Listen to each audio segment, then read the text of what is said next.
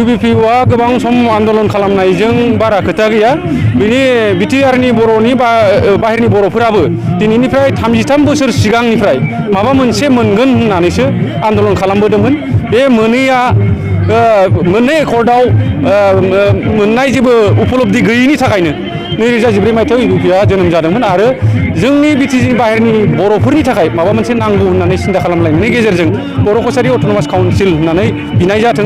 जादों आन्दलन खालामनाय जादों आरो बियो दिनै जाफुंदों रंजानाय मोन्दों रायजोआ गोजोनदों जोङो बयखौबो बे रंजानायाव बाहागो लानो थाखाय खावलायदों। ओरैनो बेसेबांसो मानसिफोरा बेहाय जानाय लोंनायाव हाबाफारियाव जोङो 1,020 जेसेबां फैयो बेखौ खावलायदोंमोन खावलायनाया एसे हरखाब जादों जोङो बिलखौ फैगोन फैया एसे गोनो गोथो जानायाव जोङो बेखौ एसे हरखाब खालामनाय जाबाय 28 अक्ट'आव जेला एसेम्ब्लियाव बे बिलखौ इन्ट्रडिउस खालामनाय जायो अब्लासो जोंहा बिसास फैयो जे बे सेसनाव बे पास जासिगोन बेनिखायसो 28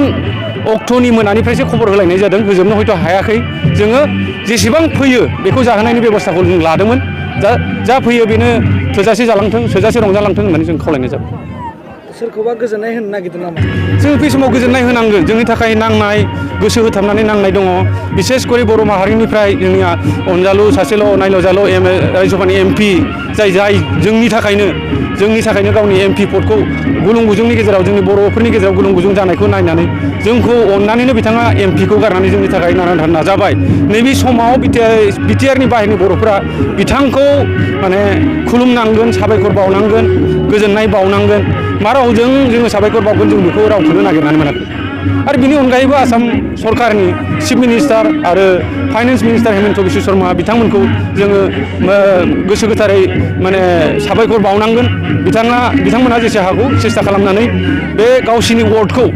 इलेक्शननि सिगांनि वार्डखौ जोबथा समावबाबो लाखिबाय बेखायनो बिथांमोनखौ जोङो साबायखर बावनाय जाबाय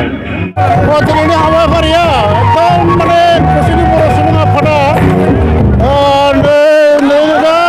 2014 मायथाइयाव जोनोम जादोंमोन बिनि उनावहाय 2016 मायथाइयाव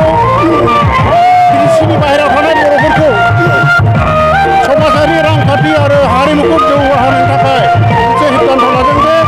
बिटिसिनि बाहेरायाव थानाय बर'फोरखौ मोनसे बर' कसारि अट'नमास काउन्सिल दानांगौ होननानै आसाम सरकारखौ जों दाबि खालामदोंमोन आरो बे दाबिया दिनै मोगथाङाव जाफुंबाय आसामनि गिबि मन्थ्रि सर्बानन्द सन'वाल बिथाङा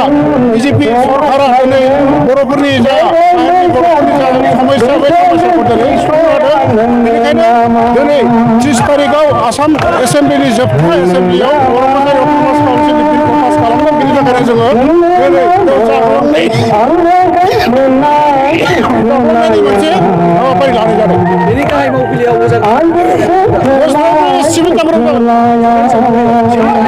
हेडक्वार्टार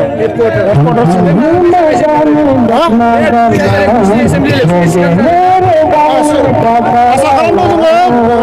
एसेम्ब्लि इलेक्सननि सिगाङावनो जागोन मानो होनबा जोङो इन्टारिम काउन्सिल दागोन काउन्सिल दाखांनायनि उनावहाय जोङो जोंनि काउन्सिलखौ बोरैहाय ओरैनो 36टा समस्ति होदों होनना बुंगासिनो दङ जोङो खिन्थु 36टा समस्तिखौ जों बोरै बानायगोन बेयाव जोङो 1 बोसोर 2 बोसोरनि गेजेरावनो इलेक्सन जागोन बे काउन्सिलाव थागोन ना गुबुन अनलि बर' बेलेग खुनु ट्राइब नङा बेलेग ठीक আছে थेंक इउ